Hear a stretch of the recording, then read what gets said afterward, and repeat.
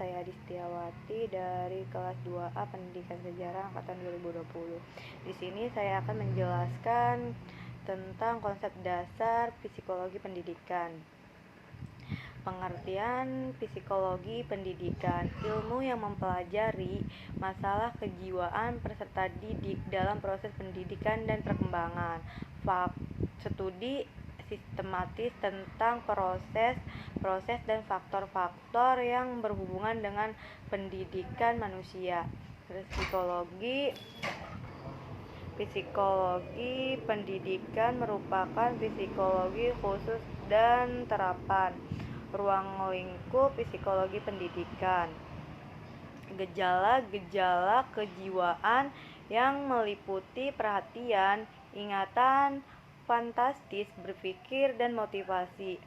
Perbedaan individu, inteligensi, minat dan bakat, kepribadian. Hubungan psikologi dengan pendidikan. Mendidik peserta membantu peserta didik agar mereka dapat berkembang secara optimal sesuai dengan tujuan pendidikan. Peserta didik merupakan makhluk fisiko, sosial, dan spiritual. Aspek psikologis tidak dapat diabaikan dalam proses pendidikan. Pentingnya psikologi dalam pendidikan. Psikologi membantu pendidik memahami karakteristik kognitif, afektif, dan psikomotorik peserta didik secara integral. Pendidik mampu memahami keunikan peserta didik sesuai karakteristik psikologik masing-masing. Pendidik mampu mengatasi masalah pembelajaran dan menciptakan lingkungan yang kondusif serta menyenangkan bagi peserta didik. Kontribusi psikologi terhadap pendidikan. Perubahan anak didik dalam proses pendidikan pengaruh bahwa dan lingkungan atas hasil belajar. Hubungan antara teknik mengajar dan hasil belajar. Pengaruh kondisi sosial pendidik dan peserta didik terhadap belajar. Pengaruh interaksi pendidik dan peserta didik. Pengaruh perbedaan individu terhadap kemampuan belajar. Definisi dan tujuan pendidikan. Menurut Ki Hajar Dewantara, pendidik adalah tuntunan segala kekuatan kodrat yang ada pada anak-anak agar mereka sebagai manusia dapat menciptakan keselamatan dan kebahagiaan yang setinggi-tingginya. Definisi dan tujuan pendidikan.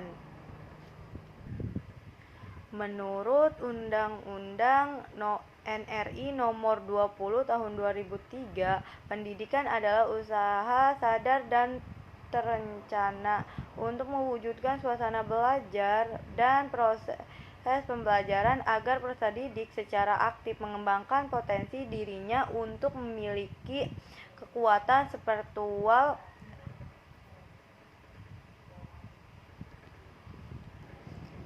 agar si peserta didik secara aktif mengembangkan potensi dirinya untuk memiliki keuntungan spiritual, keagamaan,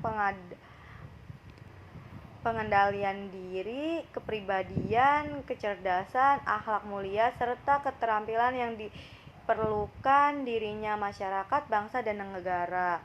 Definisi dan tujuan pendidikan. Pendidikan adalah tuntutan pemimpin bimbingan yang dilakukan secara sadar oleh seseorang atau sekelompok orang kepada seorang atau sekelompok orang. Tuntunan pemimpin dan bahwa kegiatan pendidikan, interaksi pendidikan dengan peserta didik dapat terjadi di dalam maupun di luar sekolah. Kontribusi psikologi pendidikan bagi pendidikan. psikologi pendidikan, mengembangkan kurikulum, mengembangkan program pendidikan, sistem pembelajaran, sistem evaluasi.